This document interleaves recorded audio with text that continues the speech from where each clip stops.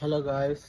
അപ്പോൾ ഇന്നത്തെ വീഡിയോ എന്താണെന്ന് വെച്ചാൽ, നിങ്ങൾ ഈ ഡാറ്റ അനലിറ്റിക്സ് എന്ന് കേട്ടിട്ടുണ്ട്. അപ്പോൾ B C A data analytics add on ഒക്കെ കഴിഞ്ഞിട്ടുള്ള.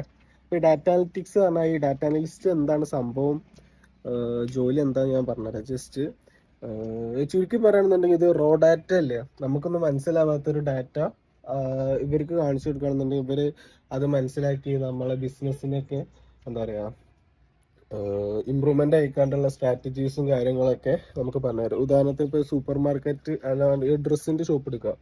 ഡ്രസ്സിന്റെ ഷോപ്പിൽ നമ്മൾ എല്ലാ ദിവസത്തെ സെയിലും ഇതൊക്കെ നമ്പേഴ്സും ഒക്കെ നമ്മൾ കളക്ട് ചെയ്തിട്ട് ഒരു സ്ഥലത്ത് മീൻസ് സ്റ്റോർ ചെയ്ത് വെക്കുന്നുണ്ട്. പക്ഷെ നമുക്കൊന്നും മനസ്സിലാവണില്ല മന്ത് എൻഡ് കഴിഞ്ഞിട്ട്.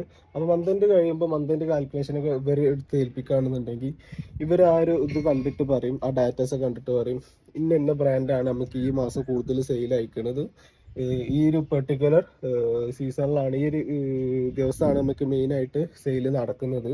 അപ്പൊ ഇതിനനുസരിച്ച് ഓരോന്താക്കാം നമുക്ക് ബിസിനസ്സൊക്കെ നമുക്ക് ഈ കൂടുതലായിട്ട് മൂവ് ചെയ്യുന്ന എന്താ പറയാ ബ്രാൻഡ് നമുക്ക് സ്റ്റോക്ക് ആയിട്ട് ഇറക്കാം. പിന്നെ ഈ പറഞ്ഞ എല്ലാവരും വരാത്ത ദിവസത്തിൽ നമുക്ക് എന്തെങ്കിലും ഓഫേഴ്സ് ഒക്കെ ഇടാം. അപ്പൊ ഇങ്ങനത്തെ ബന്ധപ്പെട്ടിട്ടുള്ള കാര്യങ്ങളൊക്കെയാണ് ഈ ഡാറ്റ അനലിറ്റിക്സിൽ വരുന്നത്.